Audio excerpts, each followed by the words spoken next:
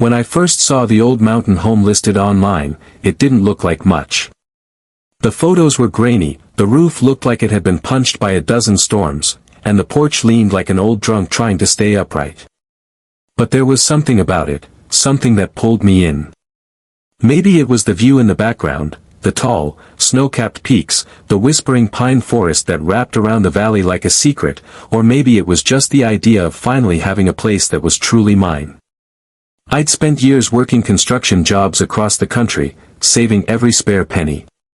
I didn't grow up with much, and the thought of owning a quiet home far away from city noise, HOA rules, and nosy neighbors felt like freedom. I didn't know then that freedom would turn into a war. The home sat near the edge of Timber Ridge, a small, mostly forgotten town tucked deep in the Colorado Rockies. I'd driven past it twice before, both times thinking the same thing: this place could be beautiful again. The siding was peeling, the windows were cracked, and the front steps had collapsed into the dirt, but beneath the decay, I saw potential. When the sale went through, $78,000 cash, I felt like I'd just bought my piece of heaven. I signed the papers, shook hands with the agent, and packed my old Ford truck with every tool I owned. It wasn't just a home renovation project, it was the start of a new chapter. The drive up the mountain was brutal. The gravel road was narrow, the turns sharp, and my truck rattled like a dying machine. But as I crested the ridge and the valley opened up before me, I felt that wave of peace wash over my chest. The air smelled cleaner, colder. I parked in front of the house, stepped out, and just stood there, hands on my hips, staring at the building that would soon be mine to rebuild. It was quiet, except for the rustling of pine branches and the distant call of a hawk. I remember smiling, thinking, no HOA.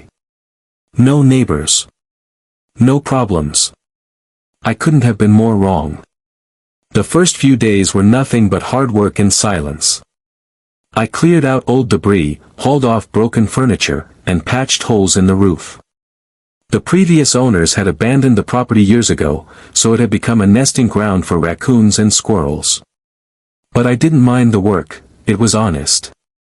I set up a small camp inside the house, sleeping on an air mattress, cooking canned chili over a propane stove, and spending long nights listening to the wind scrape against the wooden walls.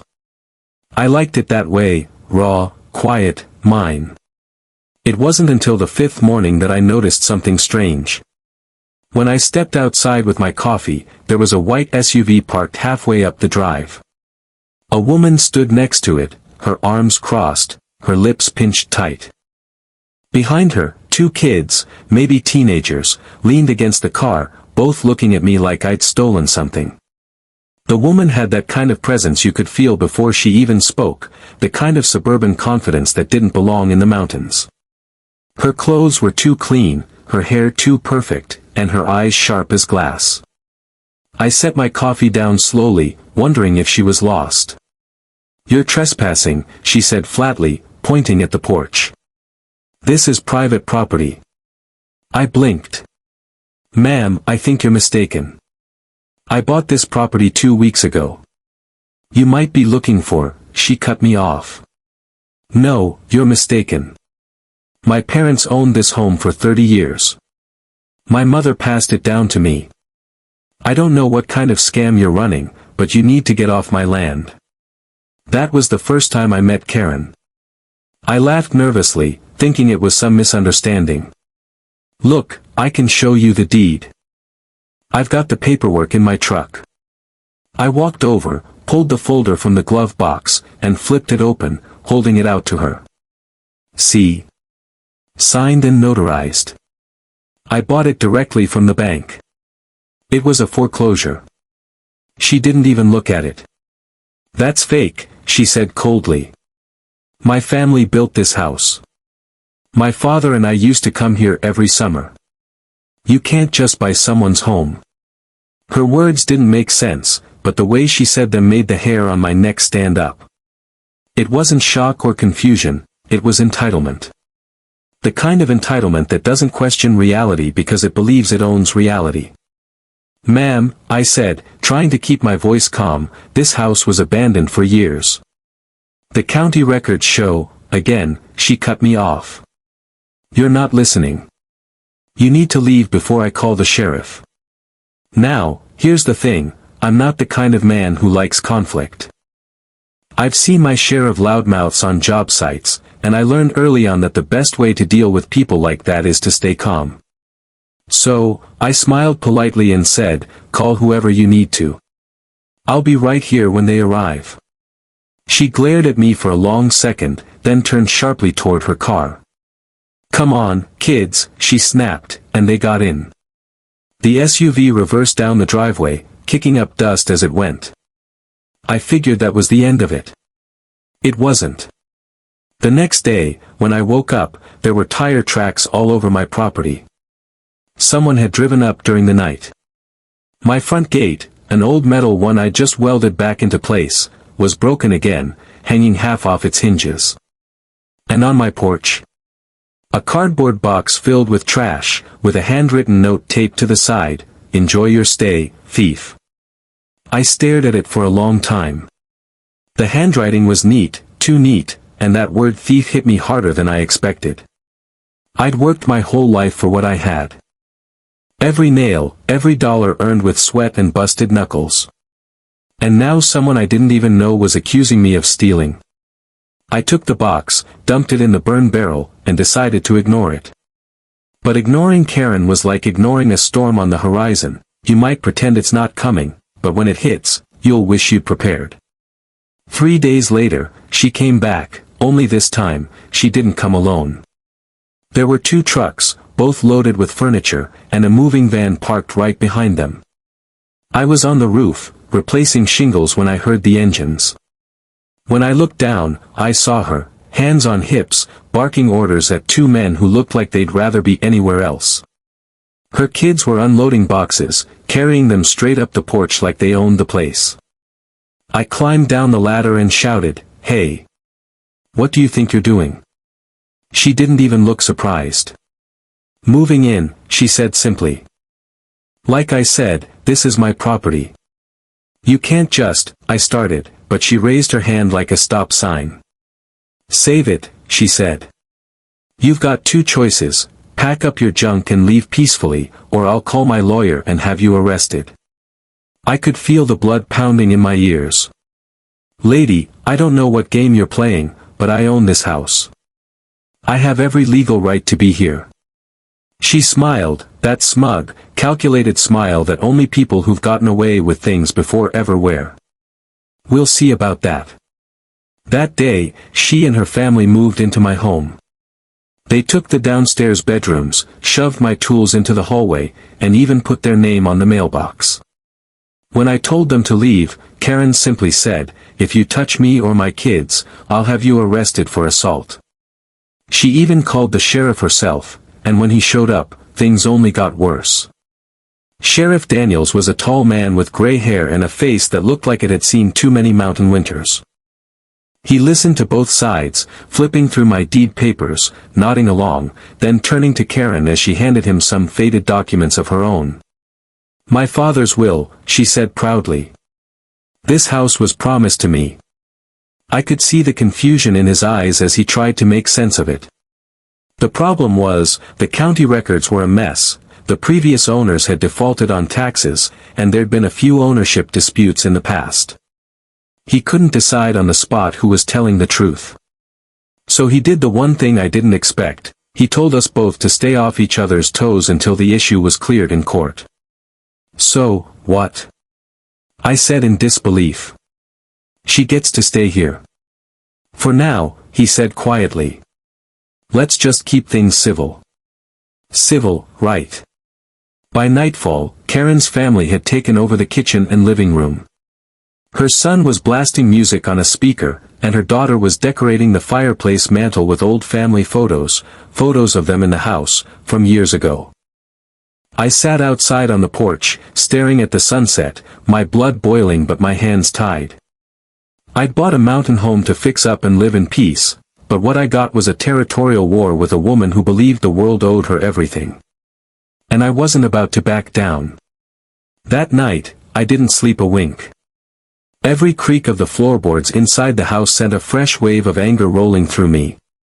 I could hear them laughing downstairs, the sound of cabinet doors slamming, and even the hum of the microwave as they heated food that wasn't theirs, in a kitchen that wasn't theirs, under a roof I had paid for. I lay there on the air mattress in the corner of the upstairs room I'd claimed as mine, staring at the ceiling with my fists clenched tight. I couldn't believe what was happening. I had legal ownership, the paperwork to prove it, and yet somehow this woman had managed to just move in and take over as if she were queen of the mountain. The next morning, I came down the stairs to find Karen sitting at the dining table, my dining table, with a cup of coffee, reading one of my newspapers. She looked up, completely calm, and said, "Morning. You should really fix that back door hinge, it sticks." I stared at her, dumbfounded. "You're drinking my coffee." She shrugged. "We're sharing the house until things are settled. Don't be so uptight." That line, "we're sharing the house," nearly made me lose it. "We're not sharing anything," I snapped. "You're trespassing. You're lucky I haven't had your things hauled out by the road." She leaned back in her chair, crossing her legs like she was at a country club brunch. "Touch my belongings and I'll have you arrested for destruction of property. Sheriff Daniels said we both have to stay put, remember? Until it's sorted out legally. So you can stomp around and play handyman all you want, but you can't kick me out." It was unbelievable. I'd never met someone so calm while doing something so blatantly wrong. It wasn't just arrogance, it was calculation. She knew the system. She knew that rural property disputes could take months to settle in court, and that the sheriff didn't have the authority to remove her without a judge's order. She was exploiting that. I decided not to argue, not then, at least. Instead, I went outside, grabbed my tool belt and started working on the roof again. If she wanted to play squatters' rights, I'd keep working on my house like she didn't exist. Maybe, I thought, if I just ignored her long enough, she'd get bored and leave. But Karen wasn't the kind of person who got bored easily. She was the kind who made trouble for sport. By noon, I heard her barking orders again, this time to her kids. "No, honey, put that dresser in the master bedroom. We'll repaint it later. Oh, and make sure the upstairs bathroom is cleaned, it smells like paint thinner." That last comment hit me right in the chest because she was talking about the bathroom I'd just spent 2 days scrubbing and sealing. I gritted my teeth so hard my jaw hurt. It wasn't just the intrusion, it was the disrespect. Later that day, I went into town to talk to the county clerk. I brought every document I had, the deed, the title transfer, the bank letter, and explained the situation. The clerk, a polite woman named Linda, typed my parcel number into the computer and frowned. "Well," she said slowly, "the property does belong to you now, according to our records." But, my stomach tightened. "But what?" She turned the screen toward me. "It looks like the previous owners, the Harrisons, passed away without officially transferring the estate to their daughter. It went into foreclosure after 3 years of unpaid taxes. The bank repossessed it, and that's how you bought it."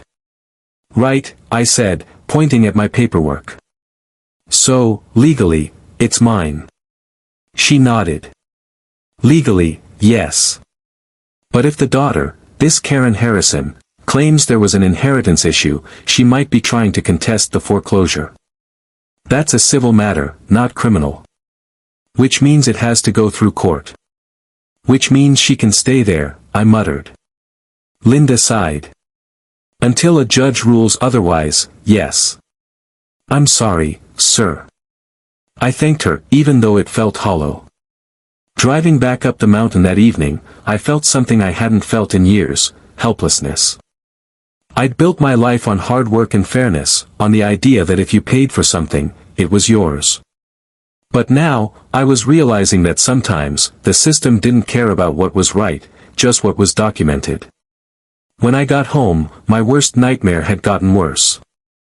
Karen's family had taken over the living room completely, couches, rugs, decorations, even a fake plant sitting by the window. Her kids were playing video games on a TV I didn't even know they'd brought. And there was Karen again, acting like the queen of the mountain lodge. "Where did you even get that furniture?" I asked. She smiled. "Storage. This was always our home. I just brought back what belonged here." "It doesn't belong here anymore," I said coldly. "Nothing here belongs to you." She stood, taking a slow sip from her coffee mug. "You really should learn to relax, dear. You're too tightly wound for mountain living." That smug tone made me want to scream, but instead, I walked out. I needed to think. I needed to plan. That night, I stayed outside in my truck, watching from the driveway as the lights flickered inside my house. I could see their silhouettes moving around, Karen setting the table, her kids laughing as they ate dinner, all of them living like they had every right in the world to be there. The cold mountain air bit into my skin, but I didn't move. I couldn't. Every part of me wanted to storm back in and take it all back, but one wrong move, and I'd be the one in handcuffs. So I waited. Days turned into a week, and then 2. I kept to the upstairs, working on repairs quietly, documenting everything with photos and videos. I wanted proof that she was squatting, that she was damaging my property, that she was lying.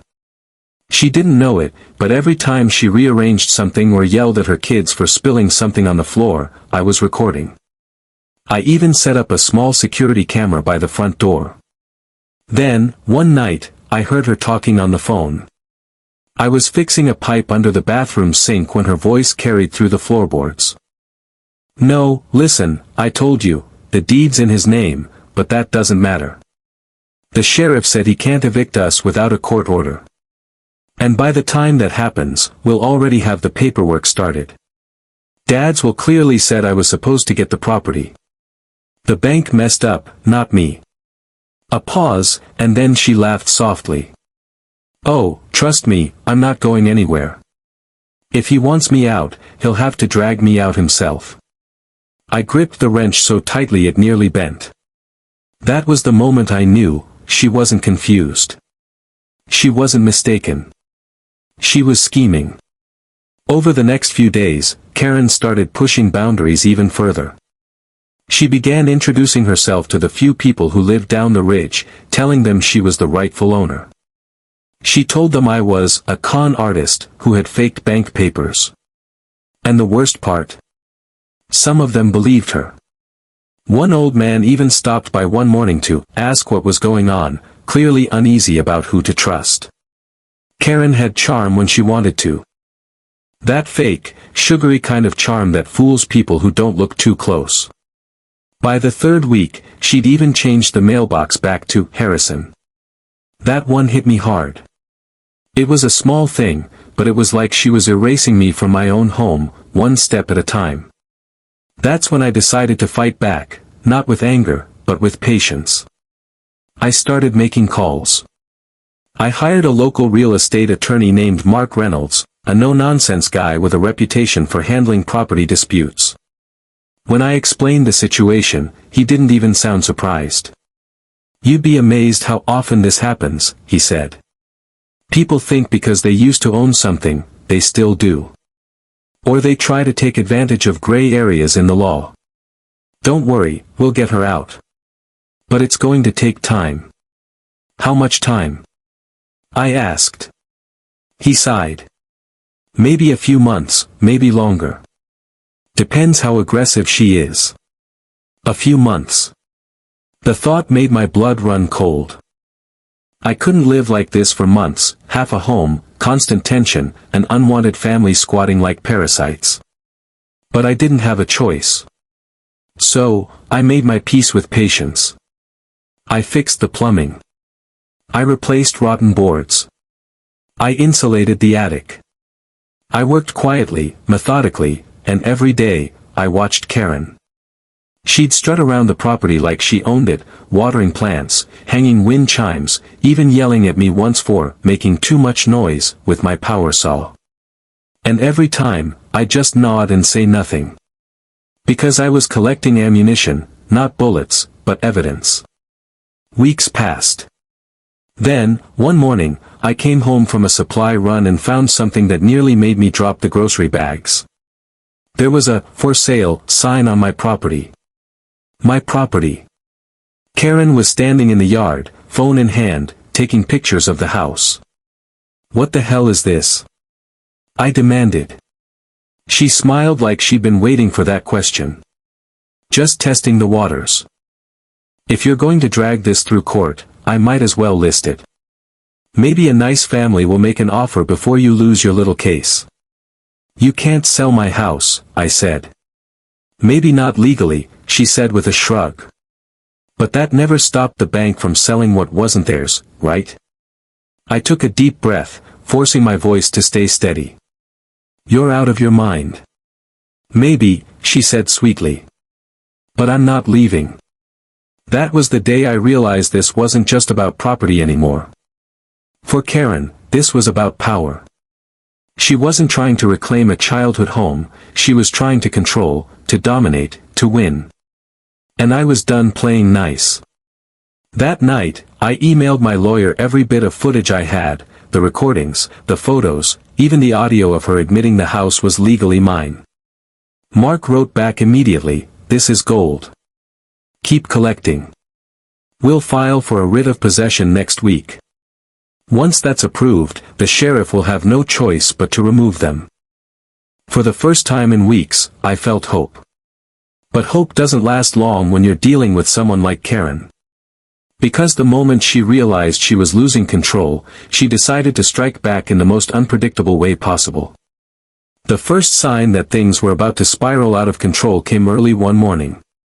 I woke up to the sound of hammering, not my own work, but someone else's. When I looked out the window, my jaw nearly dropped. Karen's son, Tyler, was nailing a "private property, no trespassing" sign to the fence. My fence. The same fence I had just repaired 2 days earlier. I stormed outside, still half asleep but fully angry. "What do you think you're doing?" I shouted. He turned, startled, then smirked. "Mom said we should make sure no strangers come around." I ripped the sign off the post, throwing it on the ground. "You're the strangers," I barked. "This is my land. Take your junk and get off it." Before he could respond, the screen door slammed open, and Karen stepped out with that ever-present smug smile. "Good morning, neighbor," she said sweetly, as if we were old friends. "Is there a problem?" I held up the sign. "Yeah, there's a problem. Your kid's putting these up all over my fence." Karen tilted her head, completely unfazed. "I told him to. We've had some suspicious vehicles driving by lately. Just being cautious." "This is my property," I said through clenched teeth. "You don't get to post signs like this." "Well," she said, crossing her arms, "until the court says otherwise, this is our property. Sheriff's orders, remember." I could feel my blood pressure rising. "You keep twisting that sheriff's words like it's some kind of permission slip to do whatever you want." She gave me a pitying look. "You really should relax. Stress isn't good for a man your age." I didn't answer. I turned, walked back toward my truck, and just focused on breathing. Because I knew if I said another word, I might say something I'd regret. But that day, I started noticing more signs of her control creeping across the property. She'd painted over the front door, a hideous shade of lavender that made the house look like a dollhouse. She replaced the welcome mat.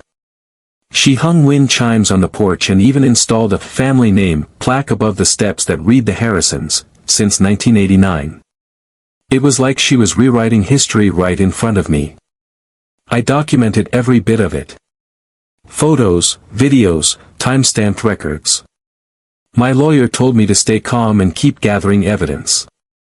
"Don't engage," Mark said over the phone. "People like her thrive on reaction. She wants you to lose your temper. Don't give her that." Easier said than done. Over the next 2 weeks, Karen escalated her psychological warfare. She'd park her SUV diagonally across the driveway just to block me in. She'd use my generator without asking. She even went as far as changing the locks on the downstairs doors, while I was still living upstairs. When I confronted her about it, she smiled like it was a game. I was worried about safety, she said innocently. You never know what kind of people might come up this mountain. I live here. I shouted. What if I need to get in? She shrugged. Knock. That was the breaking point for me. I called my lawyer again, and he immediately filed for a temporary restraining order. We attached all the photos, all the videos, all the voice recordings. Once the court processes this, she won't be able to come within 50 feet of you, Mark assured me. And the sheriff will have to enforce it. But paperwork takes time. And time was something Karen used like a weapon. A few days later, I came home from town with groceries, only to find my workshop completely ransacked. The door had been pried open, my tools scattered, and my workbench covered in spilled paint thinner. My saw blades were missing, and one of my expensive drills was gone. I immediately stormed into the house, demanding answers. Karen was sitting on the couch, sipping coffee. What's all the noise about? She asked lazily. Someone broke into my workshop. I snapped.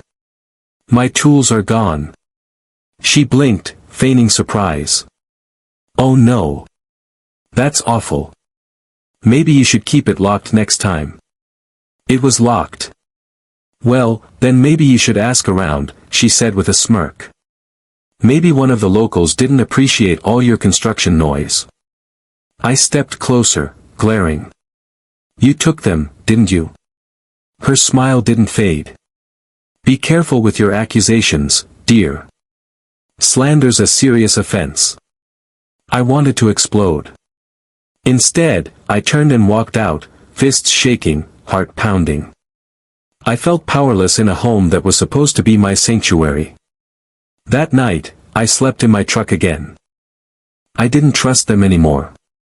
Not with my tools, not with my safety. I even started keeping a small camera running on my dashboard, pointing at the house. And then came the police visit. 2 deputies showed up the next afternoon while I was hauling lumber from the back shed. They approached cautiously, one of them already holding a notepad. Sir, we received a complaint about a man threatening a family with violence, one said. I frowned. A what? He flipped the page. A Ms. Karen Harrison called in, said you've been harassing her, yelling, making threats to burn down the property.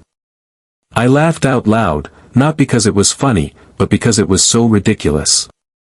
You've got to be kidding me. She's the one trespassing. The deputy exchanged a glance with his partner. Look, sir, we're not here to take sides. We just need to make sure everything stays peaceful. You've got a pending case, right? Maybe best to keep your distance for now. Distance? I live here. I protested. She's squatting in my house. Then let the court handle it, he said gently. Don't give her any ammo. After they left, Karen came out to the porch, waving her phone like a trophy. You see, it's all about who calls first, she said with that wicked grin. You should really learn to play the game better. That was when I realized Karen didn't just want to win legally, she wanted to destroy me. She wanted to make me look like the villain, the crazy man yelling on the mountain. But she made one mistake, she underestimated how stubborn I could be. The next morning, I drove into town again, this time to see Sheriff Daniels himself. I laid everything out, the videos, the false reports, the vandalism. He rubbed his temples, clearly frustrated. I'll be honest with you, he said, you're not the first person to have trouble with her. We've had complaints before, different counties, same story. She moves around, claims old family property, plays the victim, then drags things through the courts until people give up. So, she's a professional squatter, I said. He nodded grimly. Pretty much. But if your lawyers filed that restraining order, will be able to act once it's processed. That gave me a little comfort, but not much. I drove back up the ridge with a cold determination settling in my chest. This was no longer just about getting her out. It was about ending her scam once and for all. Over the next week, I doubled down on documentation. I installed more cameras, even hid one inside a vent in the hallway. Every argument, every threat, every phone call, I had it all. And then, finally, the call came from my lawyer. The judge signed the order, Mark said. Writ of possession granted. You've officially been declared the sole legal owner, and the sheriff has authority to evict her immediately. It felt like a mountain had lifted off my chest. I thanked him, barely containing my relief. The next morning, I drove straight to the sheriff's office, picked up the paperwork, and headed home, ready to finally reclaim what was mine. But of course, Karen wasn't going to go quietly. When I arrived, her SUV was gone. For a brief moment, I thought maybe, just maybe, she'd left voluntarily. But as soon as I walked through the front door, I knew otherwise. The place was a disaster. Furniture overturned, drawers emptied, paint splattered on the walls. My newly refinished floors were scratched and gouged. She'd taken anything of value, even ripped the copper piping from the basement. And in the middle of the living room floor, written in black paint, were 3 words, "See you soon." My stomach dropped. It wasn't just vandalism, it was a threat. I immediately called the sheriff, who sent deputies up to take photos and file a report. "Looks like she's gone for now," one of them said, shaking his head. "But I'll put out a notice in case she tries anything else." After they left, I stood in the silence of that broken house, surrounded by the wreckage of months of hard work. The lavender door, the missing furniture, the ruined floors, all of it screamed one thing: she wanted me to hurt. But instead of breaking me, it did the opposite. It hardened me. Over the following weeks, I worked day and night repairing the damage. I replaced the plumbing, repainted the walls, and installed reinforced locks on every door and window. I even put up motion lights and cameras around the property. Bit by bit, the house began to feel like mine again. The silence returned, not the tense kind, but the peaceful kind I'd dreamed of when I first bought it. And just when I thought it was over, I got an envelope in the mail. No return address, just my name written in that same neat handwriting. Inside was a single sheet of paper with one sentence: "It was a gray morning when I saw her SUV crawl back up the dirt road, slow and deliberate, like a predator testing the edge of its old territory. I was on the porch, sipping coffee, the steam curling into the cold mountain air, when that familiar vehicle appeared through the fog. My stomach tightened. I thought, she wouldn't dare come back after a court order, would she? But Karen was nothing if not bold. She didn't stop at the gate this time. She drove right through it, literally snapping the chain I had installed, and parked in the same exact spot she used to, right next to the porch like she never left. I set my mug down and walked slowly toward the truck, my pulse steady but heavy. The driver's door opened, and there she was. Same sharp haircut, same smug look, but this time, there was something different in her eyes, a kind of manic intensity, like she had nothing left to lose. Behind her, 2 men stepped out of a second pickup truck. Big guys. Rough looking. Not local, at least, not the type of men who blended into quiet mountain towns. They started unloading boxes and furniture like they'd done it 100 times before. I stopped at the bottom of the porch steps and said, "You're trespassing. Court order says you're not allowed within 50 feet of this property." Karen smiled sweetly, that poisonous sweetness that made my skin crawl. "Oh, I'm not staying. I'm just moving some of my things back in. I never got to retrieve everything I left behind." "Everything you stole," I corrected. She ignored me, waving to one of the men. "Bring that inside, please. Careful with the frame. Don't you dare step foot in that house," I said sharply, my voice echoing through the trees. The 2 men paused, glancing between us, clearly uncomfortable. Karen turned toward me with her hands on her hips.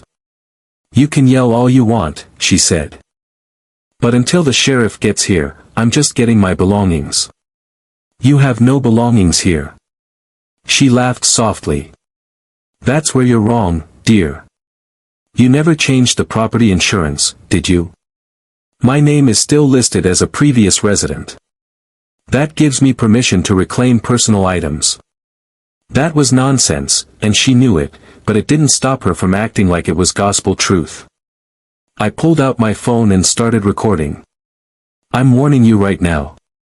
You step 1 foot in that house, and I'll have you arrested for violating a court order." Karen leaned in just close enough for the camera to catch her smirk. "Smile all you want, but you can't evict history. This house remembers who it belongs to." It was a line so strange and so delusional that for a split second, I almost felt sorry for her. Almost. Before things could escalate, I called the sheriff. Daniels answered on the first ring.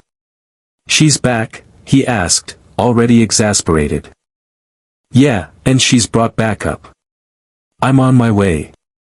When the sheriff arrived 20 minutes later, lights flashing, Karen was still standing by the porch, arguing with one of the men about where to put a box labeled family photos. When she saw Daniel's truck, she straightened up like a kid caught cheating on a test. He got out, walked over, and said, "Ms. Harrison, you're in direct violation of a court order. You need to leave this property immediately." Her confidence cracked for the first time. "I just came to get my things," she said quickly. "You were supposed to coordinate that through the sheriff's department," Daniels said firmly. "Not show up unannounced with hired muscle." Karen opened her mouth to argue, but he raised a hand. "No more. Pack it up. Now." The two men exchanged looks and started loading her boxes back into the truck. Karen's face twisted into something cold and venomous. She turned toward me, her voice low but dripping with spite. "You think this is over? You humiliated me in front of my family, in front of this town. I'll make sure you regret ever buying this house." I said nothing. I just watched as the convoy turned around and disappeared down the mountain road, the sound of engines fading into the wind. I thought that was the end of it. But a week later, I realized she meant every word of that threat. It started small, almost childish. Someone slashed my mailbox. The next night, the tires on my truck were deflated. I replaced them and didn't think much of it until I found muddy footprints by the back door. Then came the late-night phone calls, blocked numbers, heavy breathing, and once, a soft female voice whispering, "You don't belong there." I reported everything to the sheriff, but there wasn't much he could do without proof. "Could be anyone," he said. "Keep your cameras running." So I did.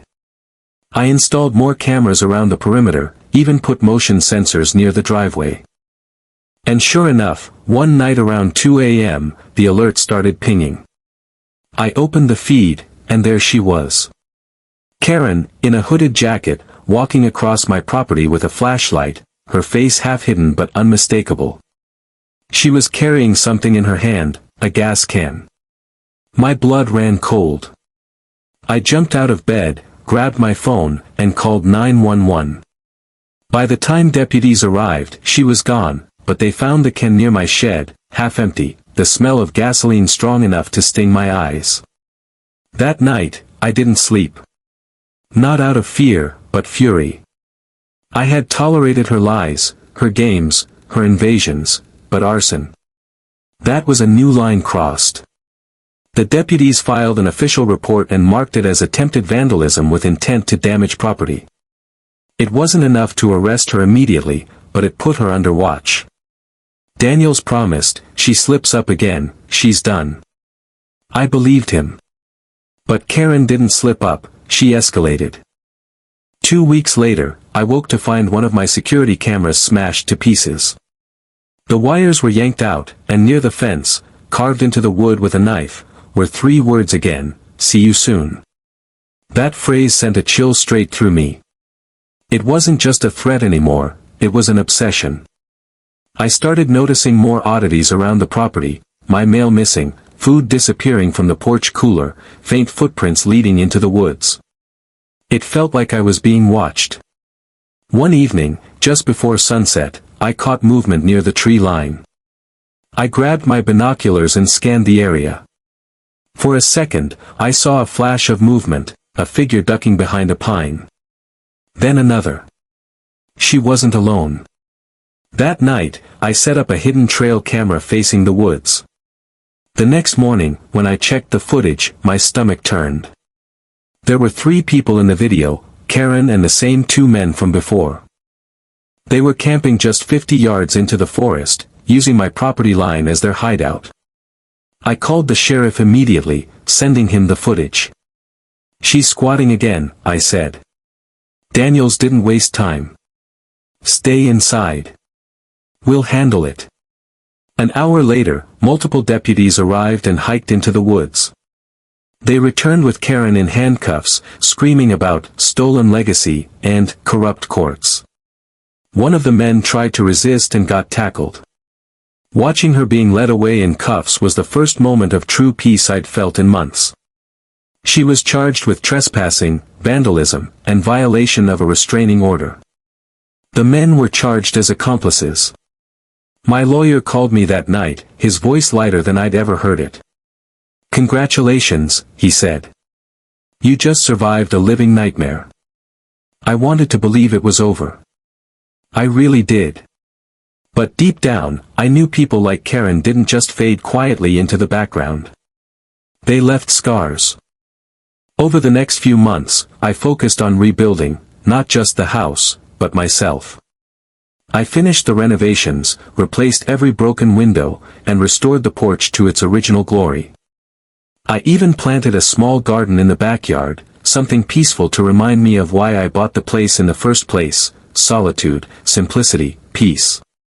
And for a while, I had it. The house stood quiet, proud, and whole again. But one morning, as I was loading firewood into the shed, a truck I didn't recognize pulled up near the driveway. A man stepped out, neatly dressed, clipboard in hand. "Morning," he said cheerfully. "You must be Mr. Blake." I nodded cautiously. "That's me. Can I help you?" "I'm from the county planning office," he said. "We received a request for a zoning review. Apparently, there's a pending application to develop this property into a rental retreat lodge." I frowned. "What? I didn't file anything like that." He flipped through his clipboard. "Application lists you as the property owner, but the submission came from a co-owner named Karen Harrison." My hands went cold. "She's in jail." The man shrugged. "Says here the paperwork was filed weeks ago, before her arrest. She's listed as an equal stakeholder under an old family trust document." That's when I realized, even behind bars, she was still trying to claim the house. I spent the next few days untangling the mess. My lawyer got involved again, and we filed a motion to strike her from any record related to the property. Eventually, the county confirmed the application was fraudulent, but the damage was psychological. She had managed, even from jail, to make her presence felt. When the final letter came confirming the property was solely mine, I sat on the porch as the sun set over the mountains, the sky painted orange and gold, and for the first time, I truly exhaled. It was over. At least, that's what I thought. Because 2 months later, I got a call from Sheriff Daniels that made my heart sink all over again. "Blake," he said quietly, "I figured you should know. Karen Harrison was released early. Probation. She's back in Timber Ridge." When Sheriff Daniels told me Karen was back, I didn't say a word for a long time. I just sat there, phone pressed to my ear, staring at the forest line where the sun was setting. The orange light hit the pines just right, making them look like they were burning. It had been months since the last time I saw her, and in those months, I had almost convinced myself she was gone for good, just another ghost of the mountain, swallowed by distance and time. But ghosts have a way of coming back. Daniel said, "She's on probation, so she can't contact you or come near the property. But I figured you deserved a heads up." Where's she staying? I asked. Her cousin's place down in Mill Creek. That's 15 miles away. You shouldn't have to worry. I thanked him and hung up, but my gut told me worry was exactly what I should do. For a few days, I tried to ignore it. I worked on the last bits of the house, repainted the shutters, finished sealing the porch, even put up a small sign near the gate that read Blake's Ridge.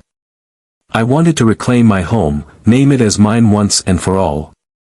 But every night, I felt that old unease creeping back in. The same sensation I used to get when I knew she was nearby, like the air got heavier, thicker, harder to breathe. Then the letters started showing up. No return address, just plain white envelopes with my name typed neatly on the front. Inside each one were photographs. Old photographs, some of the house when it was abandoned, some from years ago when Karen's family owned it. But mixed in with those were new photos, pictures of me. Me chopping firewood. Me unloading groceries. Me walking my dog by the trail. Every shot taken from a distance. Every one proof that someone had been watching me again. I took the photos straight to Sheriff Daniels. He looked through them quietly, his jaw tightening. We'll increase patrols in your area, he said. But there's no direct evidence linking her to these. Come on, Daniels, I said. You and I both know who's behind it. He nodded reluctantly. I'll see what I can do. After that, I installed motion lights, updated my alarm system, and put up more cameras. I told myself it was just precaution, not fear. But deep down, I knew better. A week later, I woke to the sound of glass shattering. I jumped out of bed, grabbed the flashlight and my phone, and crept toward the kitchen. The back window was broken, shards on the floor, cold air pouring in.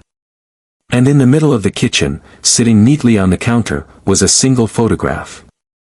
It was me sleeping. My skin went cold. Whoever took that picture had been inside my home. I called the sheriff, but by the time deputies arrived, whoever it was had vanished. No footprints, no tracks, no vehicle sounds. The only thing they found was a faint trace of cigarette ash near the windowsill, the same brand Karen used to smoke. Daniels tightened his hat. We'll issue a warrant to check in on her probation conditions, he said. If she's behind this, we'll catch her. But she was slippery, just like before. 2 days later, I was on the porch when I saw movement in the distance. A flicker of red near the ridge line, too far to make out clearly, but distinct enough to grab my attention. Through the binoculars, I saw a tent. A red one. I felt my heart drop. It was the same color and shape as the one she used months ago when she camped near the property line. That night, I barely slept. Every sound of wind against the windows made me flinch.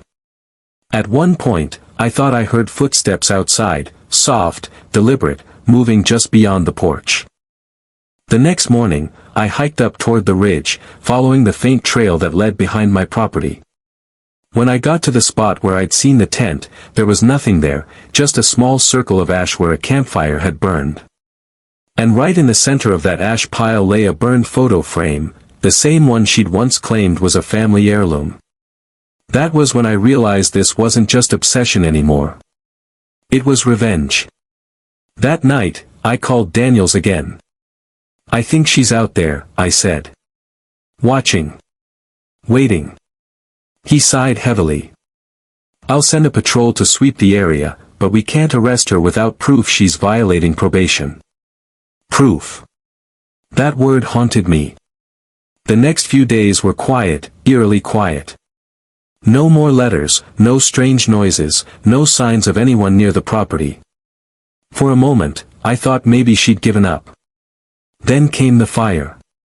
It was a little after midnight when I smelled the smoke. I rushed outside to see the far edge of my property glowing orange. Flames licked at the dry brush near the woods, spreading fast with the wind. I grabbed the hose, calling 911 as I ran. My voice cracked as I shouted into the phone, giving them directions up the mountain road. By the time the fire trucks arrived, half the forest edge was ablaze. It took hours to contain. The air was thick with smoke and ash, the ground scorched black. When the firefighters finally declared it under control, one of them walked up to me, face streaked with soot. "We found something near the ignition point," he said, holding up a half-melted plastic canister. "Smells like gasoline." I stared at it. My heart pounded. "You think it was intentional?" He nodded grimly. "We're calling in the fire marshal, but yeah. Looks like arson." The next morning, Daniels came by with a grim look. "We've got a witness," he said. One of the volunteer fire crews saw a woman running from the woods just before the flames started. He swears it was her. That was it. They had the proof. 2 days later, deputies found her old SUV hidden down a logging road, abandoned. Inside, they found gas cans, maps of my property, and dozens of printed photos of me and my house. Daniels called me when they finally caught her, a few miles out of town, trying to hitch a ride north. "She's done this time," he said. "Multiple felony charges. She's not coming back from this." When I heard that, I sat down on the porch steps, the same ones I'd rebuilt after her first break-in, and for the first time in almost a year, I let myself breathe deeply. The fire had blackened the edge of my land, but it hadn't touched the house. Somehow, that felt symbolic, like the mountain itself had decided I'd endured enough. Over the next month, the forest began to heal. Tiny green shoots poked through the burned soil, stubbornly alive. I took that as my cue to heal too. I spent my days finishing the last bits of renovation. Sanding the old railings. Polishing the floors. Fixing the last cracks in the stone chimney. Each task felt like reclaiming a little more peace from the chaos she'd left behind. Then, one morning, as I was sorting through mail, I found a plain envelope, no postmark, no return address. My stomach twisted. Inside was a single sheet of paper with 4 words written in neat handwriting: "The mountain remembers me." I froze. There was no way it could be from her. She was in custody, awaiting trial, no contact allowed. Still, the handwriting looked familiar. I turned the paper over and saw faint smudges, fingerprints, maybe, or just dirt. Daniels took it to the lab later that day. A week later, he called me. "You'll want to sit down for this," he said. "We ran the prints. They're not hers." I frowned. "Then whose are they?" He hesitated. "We don't know. They don't match anyone in the system." It didn't make sense. Who else would send something like that? But the sheriff had one more detail that made my skin crawl: the ink on the letter. It's old. Like, really old. Almost faded. Whoever sent this didn't just write it yesterday. After that, I stopped trying to understand. Sometimes, when the wind blew just right through the trees, I could swear I heard faint laughter echoing from the ridge, the same kind of laugh that used to crawl under my skin when Karen was near. I told myself it was imagination. The mind playing tricks. Echoes off the valley walls. But there was one thing I couldn't explain. Every year since that night, on the same date as the fire, I find fresh flowers laid neatly on the edge of the burned soil. Wildflowers.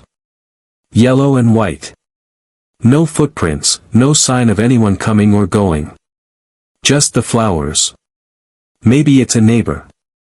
Maybe it's guilt. Maybe it's the mountain itself remembering what happened here.